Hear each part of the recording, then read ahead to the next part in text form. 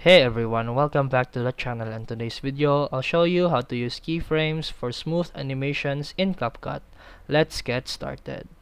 First, launch CapCut and open an existing project or create a new one. Add the clip, image, or text you want to animate to the timeline. Tap on the clip to highlight it. Put the playhead to where the animation should begin. Then tap the keyframe, a diamond-shaped icon. You'll see a red diamond appear on the timeline. That's your first keyframe. Then move the playhead forward a few seconds. And CapCut will automatically create another keyframe. And this is how it looks like.